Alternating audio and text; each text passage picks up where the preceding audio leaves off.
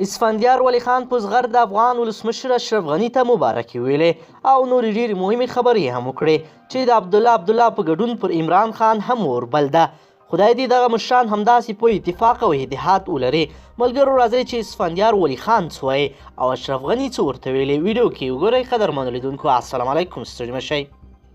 د افغانستان په ولسمشریزو ټاکنو کې د دوهم ځل لپاره د ولسمشر غني له بریا وروسته پښتون سیاستوال اسفندیار ولی خان هم په خپل وار سره محمد اشرف غني ته د بریا مبارکي ورکړې ده.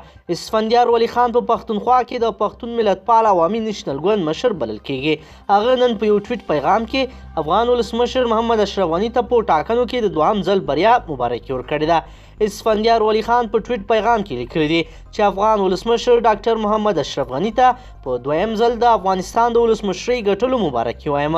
اسفندیار ولی خان په ټویټ پیغام کې زیاتوي چې دا د دې خاورې او د ولس د خپلواکۍ، جمهوریت او امن لپاره لوی زیری دی. هغه د افغان ولس ستاینه هم کړې ده چې په دومره ستونزو کې خپل مشر په جمهوري توګه وټاکه چې دا د افغان ولس لپاره هم د ډاډ وړ دی. نوموړي په بشپړ ټویټ پیغام کې لیکلي چې افغان ولسمشر محمد اشرف غني ته په دویم ځل د افغانستان ولسمشرۍ ګټلو مبارکي وایم. دا د دې خاورې او د دې ولس د خپلواکۍ، جمهوریت او امن لپاره لوی زیری دی. په دومره ستونزو کې خپل مشر په جمهوري توګه په ټاکلو افغان ولس هم د ډاډ وړ دی. په افغانستان کې امن د ټولې منطقې د امن لپاره مهم دی. افغان ولسمشر ډاکټر اشرف غني ته په دویم ځل د افغانستان ولسمشرۍ د مبارک وي. دا د دې خاورې او د ولس د خپلواکۍ، جمهوریت او امن لپاره لوی زیری دی. په دومره ستونزو کې خپل مشر په جمهوري توګه په ټاکلو افغان ولس هم د ډاډ وړ دی.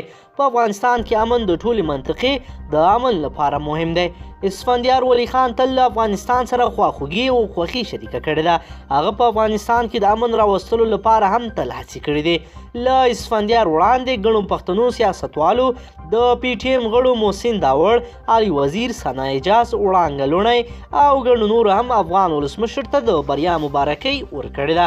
له پښتنو سیاستوالو ترڅنګ د بهرنیو هیوادونو له ډلې د هند او کویټ هیوادونو مشرانو، لومړي وزیرانو ترڅنګ یې اروپایي اتحادیې هم ولسمشر غني ته په انتخاباتو کې د بریا مبارکي ورکړې ده. د ولسمشر محمد اشرف غني له بریا وروسته د بهرنیو سیاسیونو او هیوادونو له لورې د مبارکیو پیغامونو له امله د ولسمشر غني سرسخت سیال اجرایي رئیس عبدالله غبرګون ښودلی دی او دا یې ناسم کار بللی دی. هغه وایي په ټاکنو کې درغلي شوې، هیڅوک باید اشرف غني ته مبارکي ورنه کړي. د یادولو ده چې وړمه ورځ د افغانستان د ټاکنو خپلواک کمیسیون له لورې د ولسمشریزو ټاکنو پایلې اعلان شوې چې پکې اوسنی ولسمشر محمد اشرف غني 50.40% رایې ترلاسه کړي او یو ځل بیا د 5 کلونو لپاره د افغانستان ولسمشر انتخاب شو. قدرمنو لیدونکو که چیرې غواړئ چې ورته تازه او مهمو پیښو څخه ځان ډېر ژر او په لنډو کې خبر کړئ، زموږ چینل سره سبسکرایب کړئ، ویډیو سره حتما لایک کړئ.